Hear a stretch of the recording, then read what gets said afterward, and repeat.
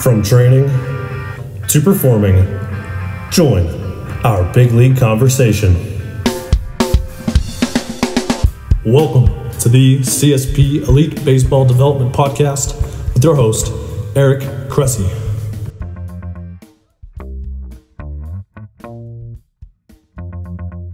Hi, everyone. This is Eric Cressey, and welcome to the 9th edition of the CSP Elite Baseball Development Podcast. We've got an awesome show today. Before we get to it, I want to just let you know that today's episode is brought to you by Athletic Greens. It's an awesome superfood supplement that I use myself every day. It's got 75 whole food sourced ingredients that support everything from energy and immunity to gut health and hormonal support. If you head to athleticgreens.com/Cressey, you can claim a special offer of 20 free travel packets valued at $79 with your first purchase. This is something that, in spite of the fact that I'm a supplement minimalist, I use not just with myself and with my family, but also with a lot of our clients. It's something that a lot of our baseball players who are on the road a lot will utilize to fill in the holes in their typical nutrition during travel.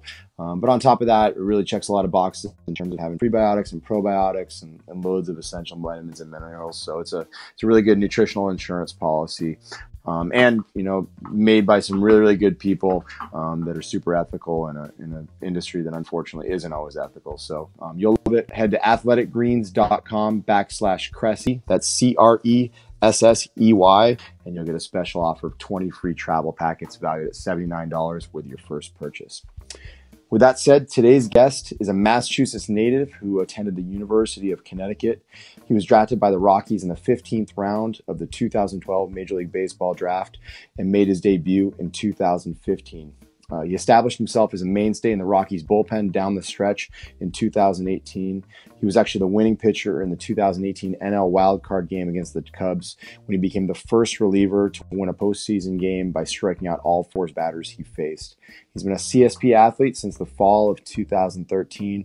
And as you'll learn during this podcast, he's a guy who's overcome a ton of adversity and has a lot to teach to everyone from, rehabbing players to coaches that are managing injured athletes and parents that are, helping their injured kids along. And not only that, tons for healthy athletes alike. So we're excited to welcome Scott Oberg.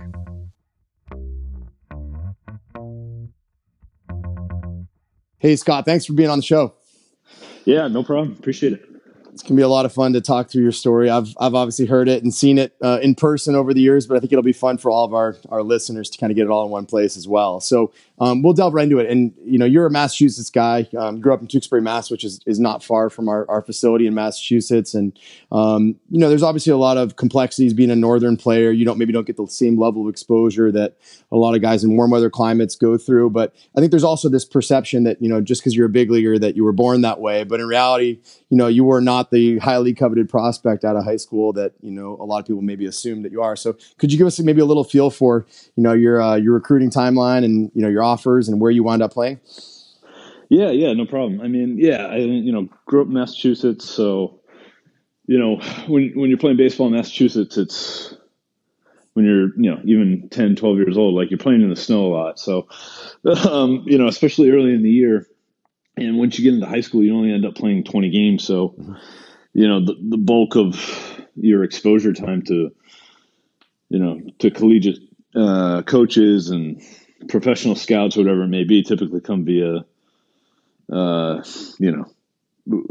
some sort of a showcase type environment where, you're just trying to blow it out to hit a number or whatnot. But, when I was younger, I always wanted to be, a Texas Longhorn. I remember telling my parents, like seeing them playing the College World Series and everything, and be like, that's the place I want to go to. That's the place I want to play baseball at. And, I thought that would be a great avenue to move on to the next levels. And, once I kind of got into the thick of it and I got to be a little bit older and, even when I got into high school, I didn't even make the varsity team until I was a junior in high school. So, wow. It took a little bit of time to kind of fully mature as a ball player. And once that kind of happened, the recruiting routes seemed to be a little bit more localized than I, maybe anticipated when I was younger. So, off the bat, it was a lot of, Division II, Division III schools in the area, Merrimack College, UMass Lowell, Franklin Pierce, those types of schools. And then, I think I went to a couple of showcases. I played in the Bay State games for a couple of years, and that kind of got me a little bit more exposure, throughout New England. So I had schools like, I think BC called me one time. They came and saw me pitch in like a Legion game, never heard back from them. Had some conversations with St. John's, and then they went radio silence after a certain point during the summer. Vermont came in, was very active. Marist College was very active, and UMass showed a little interest, but they kind of came into the process a little late. And UConn came into the picture. So I kind of narrowed it down to Vermont and Marist and Connecticut. So those were three schools I took official visits at. Those were the three schools I,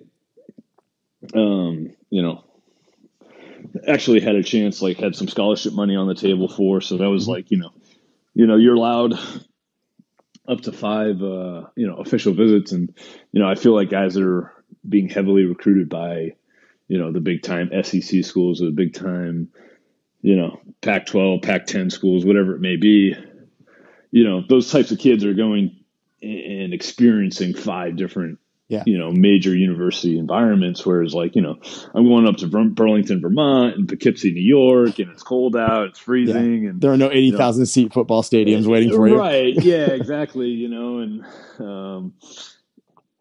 I get on my official visits, and, I actually remember going to, I kind of had become friendly with the UMass Lowell coach because he had been recruiting me for a long time. And, basically he was right in my backyard. So, I actually called him up when I narrowed down my choices and everything. And, he was just like, hey, look, like, I went to him for some advice, and he's like, hey, look, like, obviously, like, I know you're not going to come here, but you don't want to have any regrets in this process.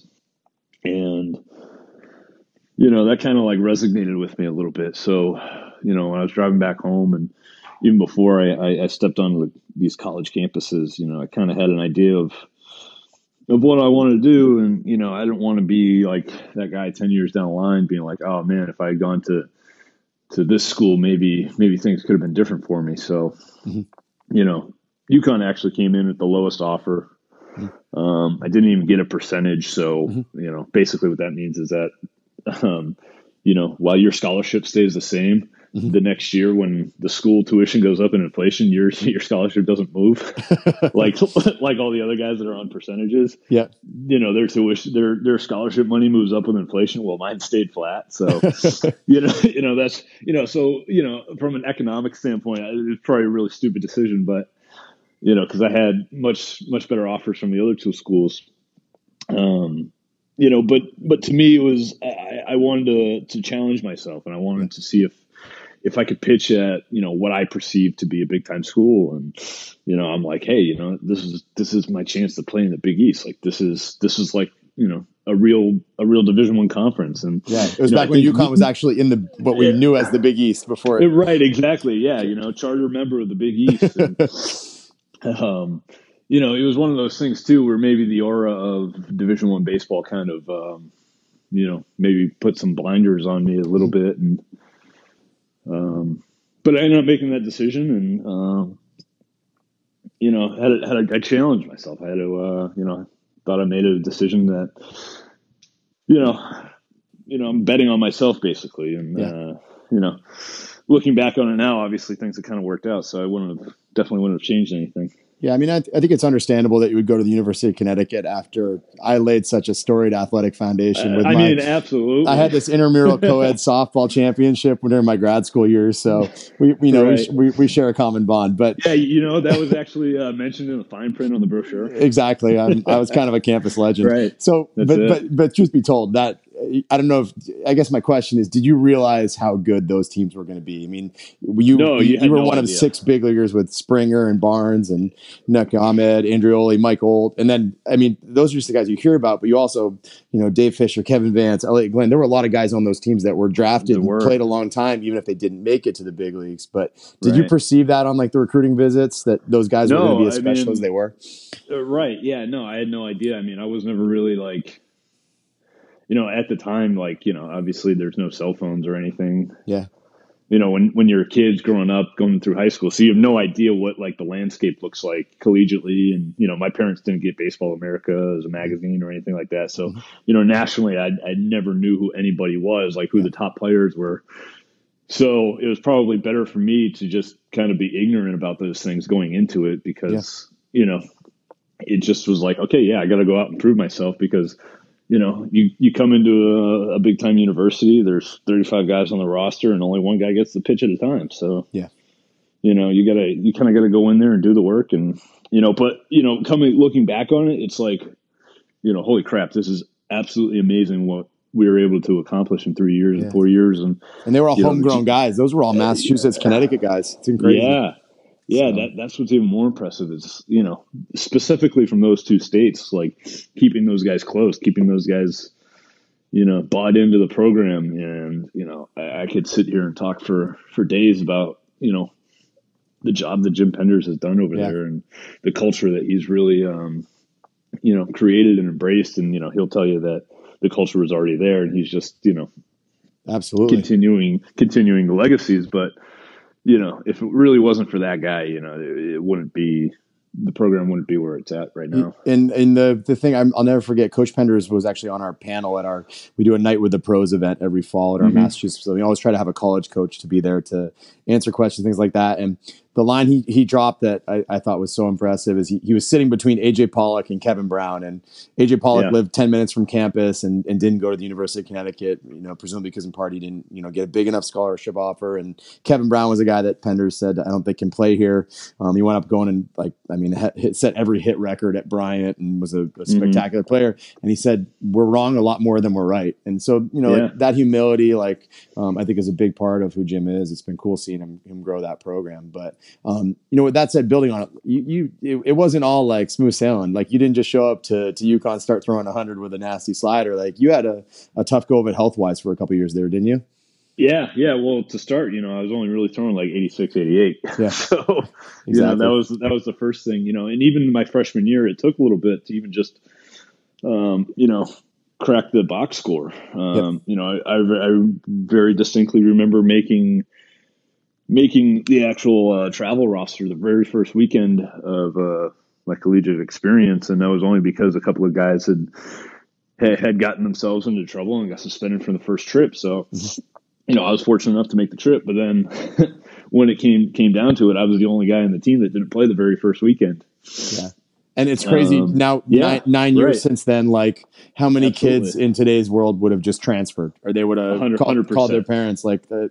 No, absolutely. Right. And then the next week I got left off the travel roster because that guy was reinstated. So it was like, I was piss and vinegar for 2 weeks until, I got my chance on our spring break trip.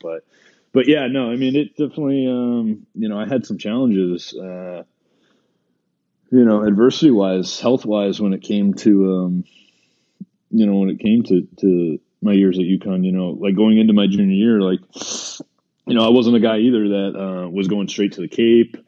My very first summer, I ended up failing a class during the year, so I was on campus retaking it just to make sure that I was academically eligible moving forward. And, that was another challenge on its own where, you're living by yourself for the first time at 18 years old and you get to function as a real adult. And, I didn't handle my school as well as I should have at that point in time. Yeah. So, I had to stay back, and one of our pitching coach was playing in like a men's league game. It was like a Twilight League, men's league baseball thing in Connecticut. So he was like, all right, well, you need to pitch. So take my spot in the team and, just go out and play with all these old guys. I'm like, all right, great. So, I do that for the time that I was on campus. I was taking a class, I was working on the field to make some extra money. And, you know, I was playing in this Twilight League baseball league, you know, with all these like 35 plus guys coming in after work. Once that ended, then I was able to get a spot on the playing for the Lowell All-Americans in the NECBL. Yeah. You know, so I got to go home and, you know, I'm playing the NECBL and, you know, having a good time. And then late in the summer, you know, season's almost over. I get a call from Coach Pender saying that the Bourne Braves need an extra guy. And, you know, I was kind of fortunate that both, you know, the head coach and the pitching coach are both former UConn guys there. Mm-hmm. You know, so I was able to catch a spot because the guy either got hurt or had to go home or something like that. So, you know, I just kind of filled in a spot, and, you know, I threw the ball pretty well, and, you know, ended up riding the coattails to a Cape Cod League championship. There you go. So that was fun, you know. And then, you know, but before I left, you know, the head coach was like, "Hey, man, sorry, like, I would love to have you back, but I'm pretty much all set for next year already." So I was like, "Oh, okay, great. So I guess I'll just go back to Lowell," you know. Yep. So, you know, this fairy tale of, you know, going to the great Division I college and then going straight to the Cape and then being a pipeline, you know, first top 5 round guys, you know, that really wasn't me. So, you know, so the next year I'm back in Lowell again. Now we're kind of going into my junior year, and then I start feeling like this weird discomfort in my feet, just like, you know, walking around the house and without my shoes on. Mm-hmm. And then it just progressively gets worse. And, you know, we're just kind of, my mom and I and my parents are just like baffled at like, what the hell's going on? You know, cause like, you know, I'm 20 years old. Like, I shouldn't be having any pain in my feet. And, you know, we're going to all these doctors, all these specialists. Nobody's giving us an answer. Nobody really understands what's going on. I'm having MRIs. I'm having x-rays. I'm having all kinds of tests done, blood tests done. Like nobody can figure this out. They think it's like stress fractures and this and that. And, you know, it wasn't really until my mom came across an article online or something like that Phil Mickelson had just been diagnosed with psoriatic arthritis. So, you know, light bulb goes off in my mom's head, and, you know, she's reading the symptoms of what he's got because he had to shut it down. Yeah.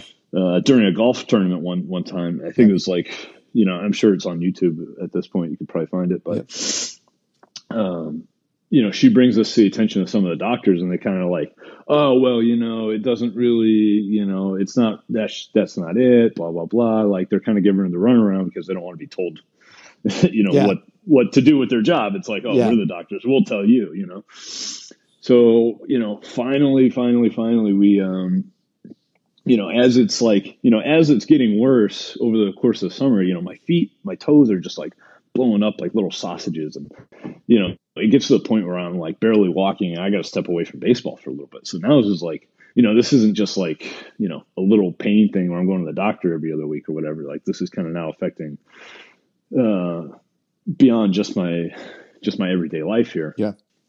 You know, so we had gotten in touch with the guys at school, and, you know, they actually recommended me to the rheumatologist at the UConn Health Center. So, and, you know, we go in there, and guy takes one look at me. He's like, "Yeah, you have psoriatic arthritis." So it was like, damn, right there, 20 years old, I got freaking arthritis, you know. And you know, had a few other, you know, prevailing autoimmune diseases, like with some psoriasis, but you know, going into it, you have no idea. Like, I'm 20 years old, you know, I'm about to be a junior. This is supposed to be my big year. Like, got big plans of being drafted. Now I know how good our team is. It's like, you know, I've been successful on the field the last couple of years. I'm excited. This is like going to be a big moment for me. And then bam, you know, you get hit by a truck. You know, it's like it got to the point where, you know, during the course of the fall, my feet were so banged up in the mornings that I'd gone out to CVS and I bought a cane just to get around my apartment. Holy cow.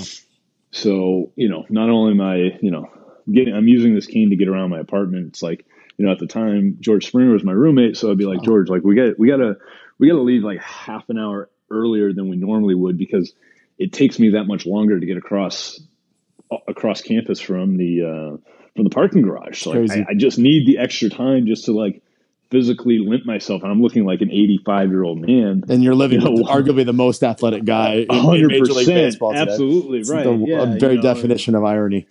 Absolutely. And he's just helpless. He's just like standing there like, I want to help this guy, but I can't. There's nothing for me to do.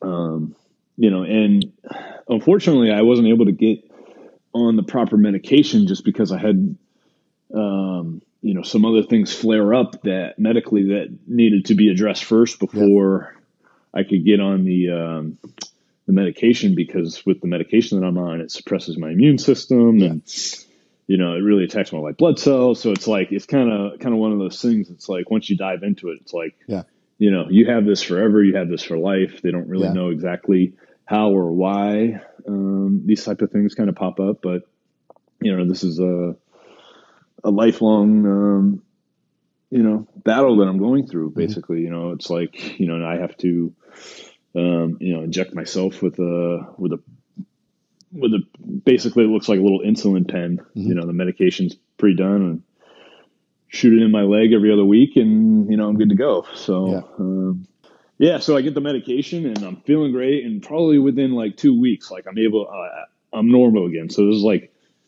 I have basically gone maybe close to 8 months, 6 to 8 months, something like that, of, just excruciating pain in my feet constantly every day. And, we were trying all kinds of other different remedies in between. And I actually remember one time I had this horrible, horrible day. It was like a typical fall league day, really nice day on campus and stores. But, my back was like super jacked up. Like it was starting to affect my other joints, probably just because the way I was walking was really screwing up my back, overcompensating. And, I remember getting down in the training room and, they were trying to, give me a little stim and some ice and trying to do everything they can just to alleviate some of the pain. And, ended up getting back to my apartment and, nothing had worked. I'm still in excruciating pain. And, back when, Dr. Jeffrey Anderson was still living, and he was the, head medical guy over there. I remember calling him from my apartment and be like, "Hey doc, like I need a shot. Like I need something. I'm in like, this is like 10 out of 10 pain here. I need something." He's like, "All right, hold on." He's like, "What's your apartment? Where do you live?" And he's like, "I'll just come to you." So, this guy makes a freaking house, a house visit, on like a Saturday afternoon, to a college kid, but yeah, so, I'll battle through all of that. And then, I get on the medication and I'm feeling good. I'm getting back and, I'm starting to walk better again, starting to do some more conditioning, and then, start picking up the ball again. It's like, okay, now I'm really excited. This is probably December. So it's go time. It's go time. It's like, hey, season's right around the corner. This is like really good timing. And, I'm cranking it up and, I'm getting ready for the season, and kind of knew I was going to miss the first series anyways of the year. So tried to take, some time with it, but, probably, I was planning on making the second trip of the year. So this might've been like, the last weekend of January or the first weekend of February, something like that. And, during the week, after the team would go down to Florida, we go outside and then we come back inside and it'd be freezing again. So they have to, make do. So there was basically an indoor athletic facility in Tolland. They had, one of those big giant bubbles where you could pretty much do anything you want. And I had a live BP. It was supposed to be like my last live BP, face your own hitters, pass the last test before you can get into games. And as I'm throwing, I remember, it's like right towards the end, I think I was facing LJ Mazzilli. And I just remember, I didn't really feel a pop, but I just felt my forearm get like unbelievably tight, tighter than I'd ever felt before. So it was something that I knew was wrong. Something was wrong with my elbow. So I come off the field, tell the trainers to get some ice on me. And then, within a couple of days, like, all right, we'll go see a doc. We'll get you evaluated. We'll kind of go from there. So I go see Doc Anderson and everything. And he's like, "No, it's just, your elbow is just sprained. Like, I'm going through the test. I'm not really showing too many of the symptoms that would, be red flags for a torn UCL. But he's like, okay, we'll just take a look at it anyways, just to be sure. And, I go through that whole process, get the MRI results, come back. And I remember him just like, I go into the, to his office, in the football practice facility, whatever. And he just looks ghost white. And he's just like, hey, Scott, I am so sorry. He's like, this thing isn't two. It's just snapped in half. He's like, I'm sorry I misled you. Like, I feel terrible. He's like, typically with these types of injuries, he's like explaining it to me like it's a rubber band. And he's like, more times than not, these ligaments end up being like, an old rubber band that just kind of like deteriorate over time. He's like, yours was basically brand new, fine, good to go. And it looked like somebody just cut it in half. So he was just like, I'm really sorry I misled you and misdiagnosed you. Like, this is the way it is. And you're going to have the surgery. So, I find that out in February. So that was kind of like pretty daunting. I'm like, I just battled this arthritis thing and, basically getting over the fact that like I was, there were times I wasn't sure if I was going to walk correctly again, let alone play baseball again. And now once I get back into playing baseball again, bam, now it's when it rains, it pours. Absolutely. And, kind of funny, haha, now, the irony of collegiate athletics and the hierarchy that is, UConn basketball. I actually, my surgery had to be postponed until after the orthopedic surgeon was done traveling with the men's team on their national championship run. So I had to wait until they were done before I could get my surgery. So I had to wait like maybe 3 or 4 weeks before I could go under. So, when you're putting yourself 3 or 4 weeks behind extra rehab time, it can be a little bit of, one of those things where you're just like, hey, like, we can go now, we can go tomorrow, and then I'll be good in 12 months. Like, why are we wasting time here? But well, and I think it's not to like cut the story short or anything, but I mean, you had a shoulder cleanup in 2000. So that was 2011. You got drafted in 2012. You're a 15th rounder, and it's interesting talking to. I know one of the area scouts and actually reached out to him ahead of time, and just to get his take on it. He said, I absolutely loved him. There were some medical issues that he can fill you in on that brought up some red flags during his draft year and made it tough for some teams to select him where he perhaps should have gone. But from a pure stuff and performance standpoint, he was an absolute gem. Competitor, trusted reliever out of the bullpen, performer, reliable. He made it to the top of our reliever pitcher stuff board, which shows the kind of awesome ability he had. So, you're a 15th rounder, but at the end of the day, like your stuff played at a really high level in 2012 to get you drafted when you came back. So it's a testament to how hard you worked back. And I think even beyond that, what's to me most astounding is in spite of that, right? You had a kind of minor shoulder cleanup once you got to pro ball in 2014, but you were still in the big leagues in 3 years. You were an MLB debut in 2015. So there's just and honestly, that was like one of those weird things where like, because I had that shoulder injury in 14 and that basically cut my season in half. So I played half a season of half a season of AA. I threw one game in AAA and I was in the big leagues. Yeah. So I guess So it was just one of those things. And you've dealt with you had some blood clots once you got to the big leagues at one point, but I think the take home from this, like there's a ton of up and coming pitchers listening to this right now who are, who are going through a rehab process. They're not going through unbearable, excruciating agony in their feet and psoriatic arthritis and all that. Or they've gone through it and they're just trying to get back to the point that they're healthy, but need to learn how to trust themselves again. So like, what are some suggestions that you would say to that 18-year-old kid who just had Tommy John in college, or the 22-year-old minor leaguer who had a shoulder scope and is, worried about trusting his arm as he gets back out there? What pearls of wisdom can you impart to them? Yeah, I mean, the biggest takeaways that I've kind of learned over all of these years of adversity has just been, just putting your trust in the people around you. I remember, because we kind of skimmed over the blood clot thing, but I remember like that was super scary. Like I just have a blood clot in my arm. You could die from these things if they go the wrong way. But I remember one of the guys in the clubhouse asking me like, "Hey, are you scared going to the hospital?" I'm like, "No, man, just get me there in one piece and I'm going to be fine." I'm kind of like, okay, I got a blood clot. We'll just take care of it. Like, You've done it it's enough not a big now. deal. Yeah. Right. Yeah. This is like, surgery number, X, Y, whatever it is. But, it's just, to me, dealing with adversity, it sucks in the moments, and it's never fun to be on the sidelines when you're watching your friends play and everything like that, and thinking about all the things you could do. And it's like, if you're that minor league guy or that 18-year-old kid who, may not be high on the, recruiting draft boards or whatever it may be, you just got to trust the process. Like, it's just one of those things where, if you try to do 6 months worth of work in one day, you're not going anywhere. If you're worried about all the things that could go wrong, or all the things that won't be because of where you're at, you're sitting there, it's easy to feel sorry for yourself and, have pity on yourself. And, the hard truth is that nobody else really cares. Yeah. Your coaches don't care. I remember getting hurt in high school, like telling my high school coach that, like, hey, my shoulder's kind of hurting and I can't pitch. And the guy turned around and walked away, got in his car and left.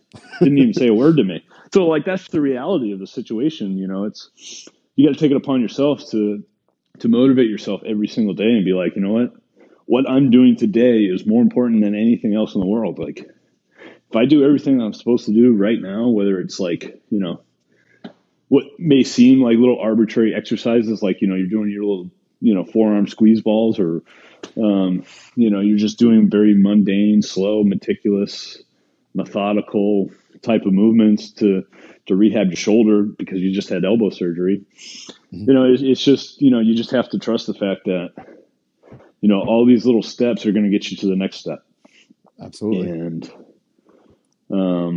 hopefully you have somebody supervising you that knows what they're doing, and you're in good hands. And, even when I went through my elbow surgery, when it came time to doing all the throwing rehab, I did that all by myself. Like, I literally set up a net and I had a bucket of balls. So you don't need anybody else with you to do this. Like, as long as you have some sort of a plan, there's nothing that you personally can't attain on your own. Like, I just remember, like, literally throwing 25 balls into a net. And even though I was just coming off of elbow surgery, I was like, I'm trusting myself that I can put a little emphasis, put a little effort into this. But at the same time, I was playing game with myself because, I didn't have anybody around to watch my mechanics or anything. So, it was just all feel. Luckily, I didn't have any setbacks, but, I remember playing little games with myself, like, okay, today we're going to be like, 75% hit the target, and the next day we're going to be 80%, and, continue to work from there, because if you're not challenging yourself in the midst of this, like, you can just go crazy. And, it's a long process. And, I was fortunate enough to kind of bounce back pretty quickly. And, after my elbow surgery, I was back on a game mound in like 10 months. So that's impressive. And maybe not the norm for those listening, but definitely not the norm. Yeah. And I kind of pushed myself because I'm going into my redshirt junior year or whatever, senior year. So I'm like, you know what, like, I've already gone through a lot of shit here. And, basically it's like, hey, you know what, like, if you push it, maybe you might be better on the other half, when it comes time to it. So I was able to push myself a little bit, and, but that's definitely not the norm. And whoever your PT is that you're working with, definitely listen to them and don't try to come back and be a hero. Take your time with this process, because this is one of those things where you could screw it up very easily and then be back under and lose another 12 to 14 months. So absolutely. Well, I think, what's interesting too is, like, obviously you get to the point where, you trust in your health, right? So you're in a much better position now. And, so in 2017 wildcard game, you came in throwing basically triple digit fudge. You struck out the only two guys you faced. I know one of them was Goldschmidt. Then 2018 wildcard game, you punched out all four guys you faced and picked up the win. So career, you've got 12 Ks and no walks and 4 2/3 postings in innings. So like last year, you took a really big, step forward. So like the swing and miss weights went up considerably on both your fastball and your slider. So like, what were the big changes? What took you from, effectively fringe big leaguer in 2015-16 to being like mainstay, basically set up right now to be an eighth inning guy, for the big league club? Yeah. So it was a couple of couple of big time changes, so, like you said, like I was kind of like a fringe bubble borderline guy, honestly, even up until, earlier last year, if we're to be honest, and, self-evaluate the way that we should and not try to lie to ourselves. I've been sent down every single year. So, this time being the fourth time in a row, you could just kind of like tell it was different than years past where it was like, oh, like he just needs a little extra time and, maybe now's not right. And, this kind of felt like this could be a while if I don't do something about it. This could have been one of those things where I felt there's a little bit more urgency to this one for me personally than it was obviously for the club. They were just kind of like, okay, if this guy doesn't make it back, we can just wash our hands of this guy and, no big deal. We got more out of him than we thought we would because, how many 15th round Northeast relief pitchers are actually making it to the big leagues to begin with. So, for me, I'd always been a heavy two-seam curveball guy. So 2 years ago, we had kind of put the curveball on the shelf and really, really hammered home the slider. So that kind of started becoming a better pitch, but I was still kind of,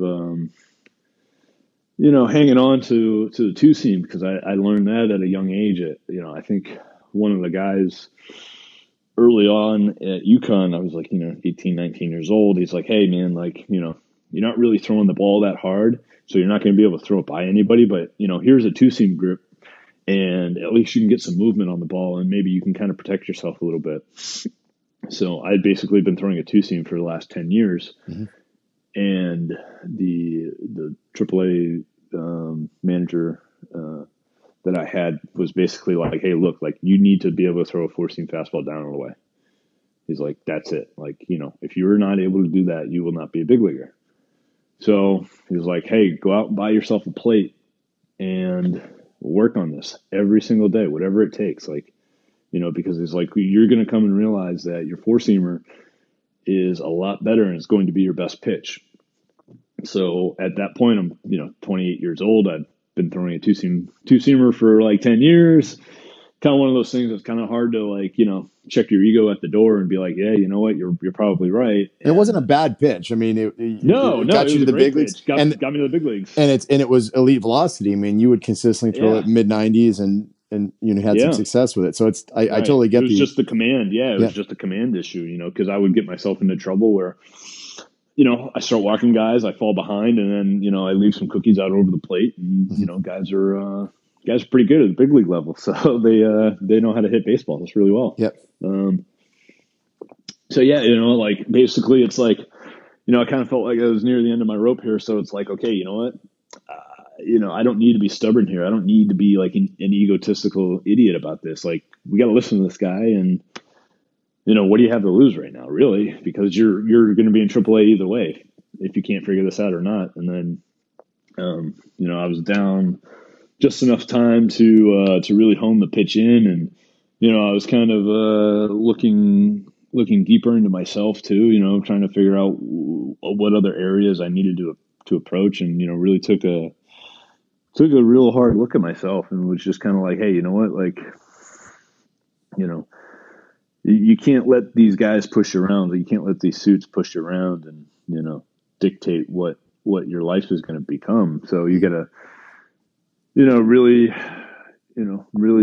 put yourself in charge here and really take advantage of the opportunities that you have in front of you, because this might be the last opportunity you get. So let's just make the most of it and, put some blinders on and just go, Absolutely. and basically, got to the point where, my self-awareness just kind of continued to rise every time I took the ball. And along with that came better fastball command and better slider command. And, before you know it, I'm throwing 13th inning against the Chicago Cubs in Wrigley and punching four guys out in a row, So that was just kind of, people can look at the wild card game and be like, oh, wow, I've never heard of this guy. This guy's amazing. And it's like, well, that's great and all, but you don't remember you don't realize that it's a journey, and it's, I was hanging out in Albuquerque and Reno, Nevada, and, Sacramento, California, not but three or 4 months ago. And, Yeah. You go through some tough thoughts, and, you're going through a lot of different types of adversity. It doesn't have to be just the physical side either. The mental side is equally, if not even more important than the physical side. So if you can't handle some of the failures that this game will throw at you, it'll just eat you alive. Absolutely. And what I loved about that story too. So, we have an athlete, I won't mention the name, but, really high round pick who, was selected as a 4-seam curveball changeup guy. It made him a very elite prospect who got paid very, very well, and he got to pro ball. Sure. Immediately it was, we're going to make you cutter 2-seam sliders. Like it's a massive overhaul of what was already, what you would consider an elite repertoire to be selected where he was. So it was a dramatic change at age 21. And I look at you, like we just had this discussion that, this was it was a gradual phase in, right? It was the curveball to the slider a couple of years ago. You were already, at a level of success where you had kind of failed a little bit and realized what wasn't working. And then, it's the 2-seam to a 4-seam. Instead of throwing everything at you all at once and just creating kind of this chaotic motor learning environment, it was an opportunity to effectively be in a position where it was okay to fail, to pitch in AAA and get hit if you need to. Give me a feel for what do you feel like the 4-seam has done for you? What has it opened up for you comparatively? Have you seen velo upticks? Have you felt like you've been able to throw up in the zone a lot more? How has it changed your way of approaching hitters? Yeah. It's not so much that, there's been a velo uptick. I've, for whatever reason, maybe just because I'm getting bigger and stronger and smarter about my craft, kind of since I had the Tommy John surgery, I, have been increasing my velocity kind of pretty steadily. But just having the ability to put the ball for the most part where I want to, being in better command of the counts has been a huge shift, because when you're constantly in 0-2, 1-2 counts versus 2-0, 2-1 counts, it makes pitching just a little bit easier. And you're just able to get away with mistakes a little bit more often. And because I'm in those counts, I'm aggressive. I'm coming at the batter, and he knows that he's basically going to get 2 or 3 pitches and he's going to be behind the count. And that's just it. So now I'm flipping the pressure back on the hitter, rather than like in the past, some guys would wait me out. So, it was just kind of known like, hey, like this guy, make this guy throw 3 strikes before he gets to 4 balls, basically. Like, challenge him, like, I don't know if he can actually do this, but now I've gotten to the point where, okay, now I'm putting the ball where I want to. Now I'm in control of the counts. Now I'm in control of the at bat. So, now I have a lot more freedom as a pitcher to be able to execute the things I want. I can sequence my pitches a lot better. I can tunnel my pitches off of each other. I can play my, now I'm going deeper into the strategy of the game and within playing the game within the game itself. It's like, now I can set a guy up. It's like, I can throw, if I'm throwing my 4-seam down in the zone, okay, great. Now I know that when I throw my slider off of that and it bites out of the zone, this guy has no choice but to swing the bat. Yeah. Because the previous pitches were low fastballs in the zone. So this sets up the next question too. And I think if you ask 100 big leaguers, you're going to get 50 of one and 50 other. But what's more important, stuff or command? Personally, I think command. Yeah. If you can just look at, obviously the low velo guys, or the not high velo guys. I guess stuff gets you signed, but you've got to. Yeah, right. Yeah, because you just look at a guy like a Kyle Hendricks or a Chad Bettis or a Zach Davies type of guys. Like, like Kyle Hendricks has great stuff. Yeah, but he doesn't throw that hard. Yeah, but he throws the ball exactly where he wants to. Like Zach Davies with the Brewers throws the ball more or less exactly where he wants to, and this guy is just nibbles all the way. And then as you see older, more veteran starters like a John Lester, for example, like when he was coming up with the Red Sox, this guy was blowing doors, 95, 96, 97, hard slider, great cutter, the whole 9 yards, everything you want to see out of big, strong, power left-handed pitcher. Now he's like more of a finesse. I wouldn't say finesse, but the velo is not what it used to be. So now he's living on the corners. Like he can throw all of his pitches to both sides of the plate whenever he wants to. So to me, when you're able to do that, when you're able to throw a fastball or a cutter or whatever it is that your main jam is, when you're able to do that on both sides of the plate, it's really hard for a hitter to protect both sides of the plate. Mm-hmm. So that's where I feel like, the command really is, really is the next level. And, obviously it's great for TV and great for getting noticed and great for getting recruited. And it almost seems to me like kind of a backwards type of mentality where I don't know if the big leagues is going to get to the point where like velocity is the only thing that matters, but, there's a lot to be said for guys that can put the ball where they want to.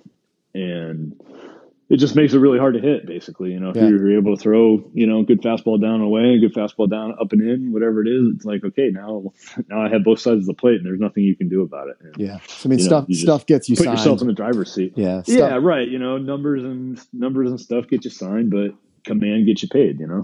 That's a great line. All right, so I'm gonna change gears on you. So Tyler Phillips, right, off season training / throwing partner. Tyler's one of our guys, and you guys connect. Mentoree. Yeah, that's what I was just gonna say. It's Prodigy. I literally have a list of my questions, and it says mentoring. So he has raved about what you have done for him. So for those who don't know, Tyler was a high school draft out of New Jersey, who this past year became the Rangers minor league pitcher of the year, and he's been a guy who's really come out of the woodworks and become one of their top prospects. Really exceeded all his expectations at a really young age, and he's raved about how you've challenged him to be better in the off season. So how did Papa Bear Oberg take his young protege under his wing? What were the things that you said to a guy like Tyler Phillips that the dads or the coaches or the big brothers can keep in mind as they talk with some of their younger brothers / mentees?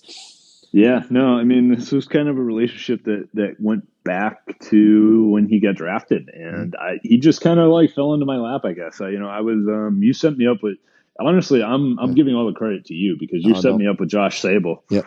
And he just happened to be, he was working out the same facility Josh was working at. It was this nice facility that had PT and had, weight room access, and he had been a kid working out at this facility for a long time, and, they had all kinds of classes, and you could, do weight training basically kind of your whole life. And then on top of that, he actually ended up going into the same high school that my wife and my sister-in-law went to. So that was kind of so that was kind of like an easy segue as well. And, just kind of started reaching out to him and be like, hey man, look, like, congrats on being drafted and everything. Like, I kind of know who you are, but, let's get together. Let's work out in the off season. We're already going to the same place. So let's just do it at the same time. Like, it'll be fun, it'll be good. Like, nobody really likes working out by themselves in the off season anyways. So, for me, it was like, all right, I got this young kid, like, I don't know what his deal is, but we'll find out. And, Tyler was always a quiet kid. Unfortunately, like, he never really took schooling that seriously. So it was always baseball, and it was just kind of like, for a guy that, for young high school kids, it's tough to understand when they get into pro ball that it is a job now. It's not an extension of their high school years.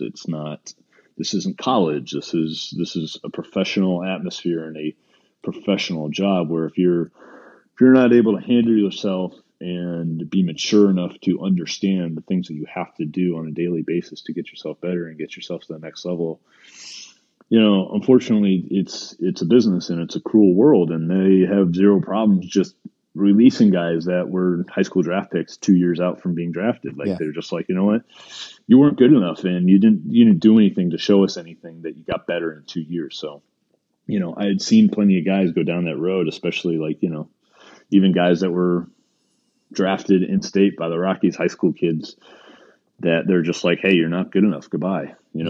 Before they even turned 21 years old. So great game, terrible business, right?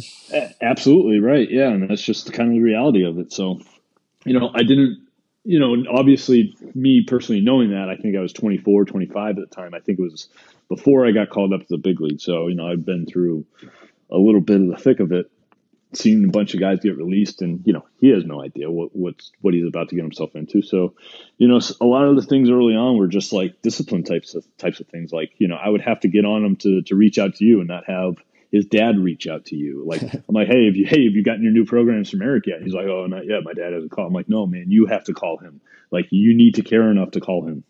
Like, whether it's go down to Florida and see him yourself, or go up to Massachusetts, or get on the horn with him, or email him something. Like, this is your job now. You got to take care of your body. Your body is your number one asset right now. So, you gotta go about it that way. And then there are some times where he was showing up late than what we had originally scheduled for. And I'm like, hey man, look, like, we're setting time to get our stuff done. Like, you need to show up on time. This isn't like show up and do whatever you want. Like, I have my own life. I have my own things going on. My wife has her own life going on. Like, you have to understand that this isn't just about you. So once some of those disciplines kind of started kicking in a little bit, then we could kind of get into this to some of the baseball things. And just over the years, he's just grown so much as, it's incredible. As it really a ball is. player and a person.